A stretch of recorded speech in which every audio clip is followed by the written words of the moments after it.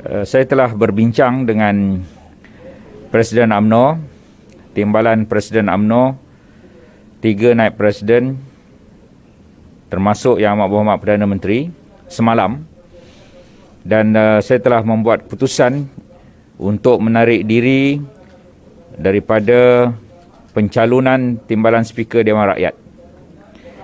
Sebab utamanya ialah kerana saya ingin menumpukan perhatian kepada kerja sebagai Setiausaha Agung UMNO yang memerlukan begitu banyak masa, lebih-lebih lagi dalam suasana yang mencabar yang kita tahu politik yang berlaku pada saat dan ketika ini. Saya telah memaklumkan kepada Yang Berhormat Datuk Seri Dr. Wan Junaidi pagi ini. Saya juga telah berjumpa dengan beliau, ya, dan saya juga telah berjumpa dengan Speaker Datuk Azhar Harun mengenai keputusan yang saya buat ini. Oleh itu, Yang Amat Berhormat Perdana Menteri tentunya akan menamakan calon lain, dan tempoh untuk menamakan calon itu ialah dalam masa sehari dua ni lah. Sebab kalau tidak, dia tidak memenuhi 14 hari syarat yang dikenakan sebelum persidangan Dewan Rakyat pada sesi akan datang, iaitu pada 25 hari bulan 10. Itulah antara juga sebab kenapa saya perlu memaklumkan penarikan diri itu pada hari ini. Itu saja yang ingin saya maklumkan. Ada apa-apa soalan?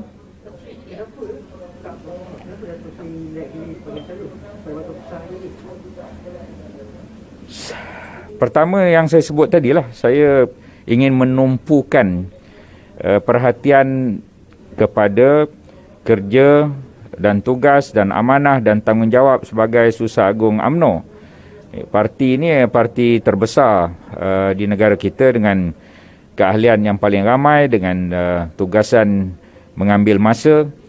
Bayangkan jika saya kena duduk di Dewan Rakyat daripada pagi sampai ke malam, sedangkan begitu banyak kerja-kerja parti yang perlu dilakukan. Seperti contoh semalam, ada banyak mesyuarat-mesyuarat yang saya kena hadiri. Pukul 2 ada mesyuarat, pukul 4 ada mesyuarat, ya, pukul 6 ada mesyuarat, pukul 8 malam ada mesyuarat. Bagaimana saya ingin berada di dua tempat pada ketika persidangan Dewan Rakyat khasnya. Jadi itu menyebabkan saya kena pilih salah satu lah, ya. Kemudian satu lagi kerana ada kawan-kawan sebut jika berada sebagai timbalan speaker itu saya dah tidak boleh nak bercakap lagi, ya. Di Dewan Rakyat ini saya antara yang suka bercakap, suka memberi cadangan. Dalam masa 5 minit 25 cadangan, ya. Dalam masa 5 minit 32 cadangan, dan baru-baru ni dalam masa 15 minit 7 cadangan. Saya suka bangun dan bercakap dan bertanya dan mencelah daripada hari itu lagi, ya. Saudara ingat ketika saya jadi wakil rakyat pembangkang, ada 1 tahun itu saya bercakap semua kementerian. Tak ada satu kementerian pun yang saya tak bercakap. Jadi saya suka memberikan pandangan-pandangan begitu. Kalau saya duduk di kerusi timbalan speaker tu, saya nak bercakap apa? Suruh orang duduk, suruh orang keluar. Jadi fungsi saya yang aktif itu sudah tak dapat untuk saya teruskan. Jadi ini yang satu lagi sebab lah, iaitu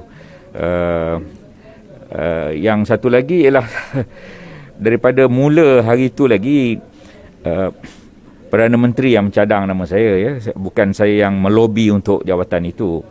Jadi saya menghormatilah pada ketika itu untuk dicalonkan dan setuju atas pencalonan. Yang akhir yang saya nak sebut di sini ialah saya harap 20 cadangan saya itu. Itu dia kan cadangan ni 32, 25. Yang ini cadangan 20 itu saya harap akan persetujui sebahagiannya lah oleh kerajaan, dan saya akan membangkitkan jugalah cadangan-cadangan 20 itu supaya ada transformasi kepada parlimen kita.